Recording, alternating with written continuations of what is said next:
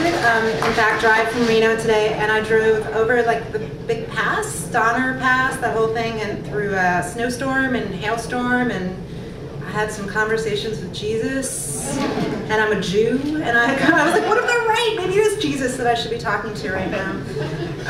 So I'm going to read from my novel, A Melting Season. I have some books for sale. I had some major car repair on this tour. I'm on tour for a month. Just driving across the country reading at various places. So if you want to support me and my car repairs, there's some books back there. And so The Melting Season is about Catherine Madison. She's a small town Nebraska girl. Her marriage falls apart. She steals all of her husband's money. She goes to Las Vegas. She meets a bunch of celebrity impersonators. She has some sex.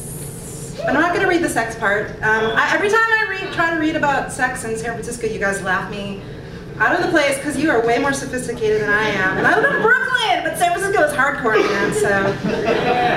No, God bless you. I've learned every time I come here. So I'm gonna, this is a, but just keep in mind this is a small town Nebraska girl, and I'm gonna read about why her marriage fell apart.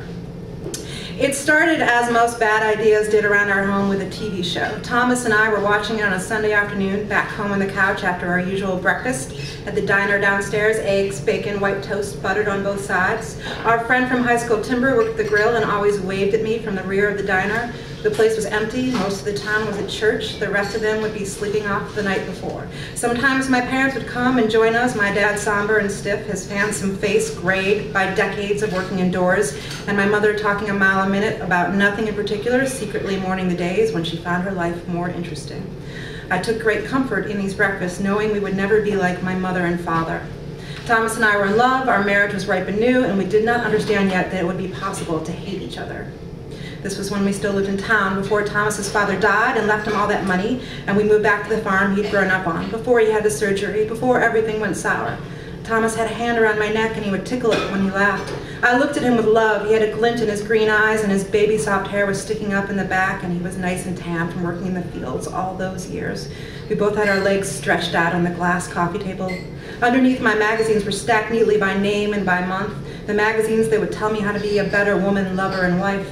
The remote control rested between us. It all felt nice, like we were matching parts that together formed one big piece of something. What something, I do not know, but something. It was special, the two of us together. This was when I felt him most, his insides and outsides next to me. Thomas switched channels like he was shooting off a machine gun. I saw flashes of color while he flipped. The peach of a swatch of skin, the turquoise of a gigantic swimming pool, the almost white of a perfect beach, the green of a stack of 20s, or maybe they were 50s, and on, like playing the slots at the casino, only it was in your head. Right then I began to feel separate from him, and I put my hand on his arm and quietly said his name. He did not hear me, he could not hear anything. I said his name louder, and I told him to stop. Huh, he said. He sounded just like he did when I woke him up in the morning to tell him his coffee was ready. Just the way he liked it, milk with lots of sugar. He drank coffee all day long to keep him going. Just pick a channel and stay there, I said. He looked confused. It's all the same anyway, right, honey? I wanted him to know I was not picking a fight. Yeah, of course, he said. And he sat up straight and pulled his arm from around me and he put it in his lap. He stretched. I don't know where I went there for a second, Mooney. I turned my head to the TV. It was one of those makeover shows. Extreme, incredible, outrageous. People were always getting new body parts or moving them around from one end of their body to the other. Injections of flesh, or sometimes there was a giant sucking sound. The show host appeared. It was Rio DiCarlo in a bathing suit. In my head, Rio DiCarlo is Lisa Rinna. Do you know who she is? She's like a Us Weekly, like always like with the plastic surgery and the, okay, so just to give you a visual there. I'm like obsessed with her. I know, it's embarrassing. Very literary. She stretched her hands in the air and her whole body stretched with her. Her suction stomach, her poked out ribs, the low tide of flesh on her hips. She welcomed us to the show. I used to have such a boner for Rio DiCarlo, said Thomas. Look at her now, ain't nothing real on her. I like my woman all natural, thank you very much. That was right. He did not even like it when I wore makeup. Stay real, he always said to me. I guess she got old, he said. He put his head on his hand and puffed his lower lip out under his upper lip. She is not even that old, I said. There was a shot of a man lying in a bed in a t-shirt and boxer shorts above the covers, arms above his head. He was a little older than Thomas and me, and he looked sad. He had pretty green eyes with long eyelashes, and his hair was cut short, not even an inch above his scalp, like he was ready to go off to war. I have a lot to offer a woman, he said, but I'm still missing the most important thing. He unfolded his hands and one traveled down to his boxers. He lifted up the waistband and peered down his shorts. Yup, he said. The screen froze him. He was captured forever, looking down his shorts sadly. And then Rio's voice came on. Today, Larry Stoneman will be having penile enlargement surgery. Thomas's jaw dropped. Mooney! He pointed at the screen. Mooney, look! I'm looking, I said. I pulled away from him just a scooch, but I hoped he noticed. The wonders of modern technology, he said, and I could tell he was truly amazed. This is it! This is what I need! This is me! Thomas Madison was a small man in many ways, but still I loved him. He was short, just 65 inches. Yes, it is about that. Just 65 inches high. We said 65 inches because it sounded more impressive than 5'5", and his arms and legs dangled from his body like a puppet held up by strings. And he was short between his legs too. His penis was just a little nub, 3 inches if that. Thomas had measured it before, but I ignored him when he did it, which was usually when we were in bed together. He stalked into the bedroom, ruler in hand, shutting the door behind him noisily, and then he would jump into bed. This was after he had gone on some sort of quick growth plan, usually some new vitamin system he picked up at the health food store in Lincoln. After 30 days, it was time to measure. All I knew was I did not want to be there when it happened. So it was, I have to go to the bathroom, I have to call my mother. Did you close the windows on the back balcony? Because it sure looks like rain out there. I would wait it out for a few minutes out back until I would hear something, usually a sigh of disappointment. I remember once waiting outside another minute after that sigh, instead of rushing to my gloomy husband. I heard the back door open at the diner down below and saw that it was Timber. Depending on the day of the week, it was either Timber or the man he switched off shifts with, an older Mexican man everyone called Papi. He and Timber got along great. They went to the movie theater across the streets together on Sunday nights after the restaurant closed early. They saw the same movie over and over again. They did not care. It was their one night they could hang out. I leaned over the balcony and said, "Evening, sir." "Mrs. Madison," he said, and tipped his hand at me. "What's looking good today?" I said. "Why, everything, ma'am," he said.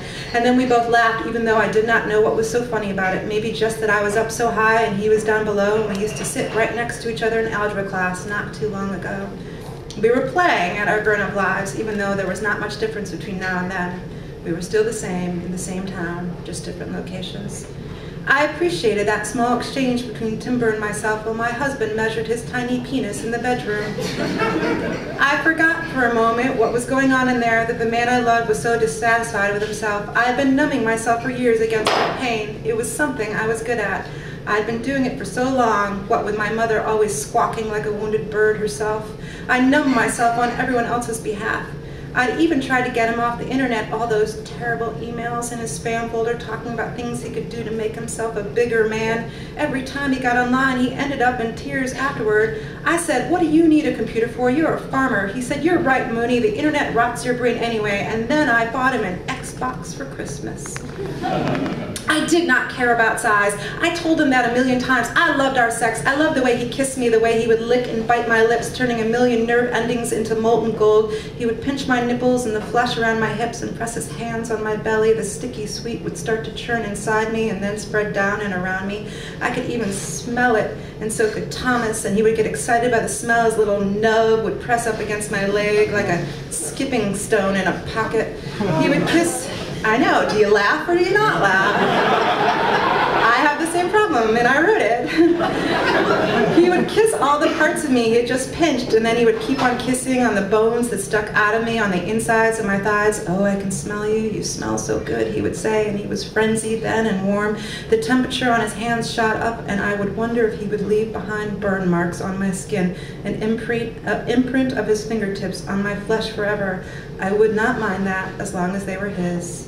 "Mooney, my moon," he would say, and then he would dive into the wetness with his tongue, and it was electric. It felt that way, like he had just plugged me into something, and then there were ripples of everything. Every area he had pinched and licked on the outside came alive, like he had left a trail of dynamite behind my body, and with one look he could set it on fire. Me and Thomas, parts fitting together, moon and stars and one big sky, and by the time he was ready to slide his penis inside me, him letting out a long, satisfied sigh, the breath coming out, blowing back my hair from my face, I did not care that I could not feel a thing.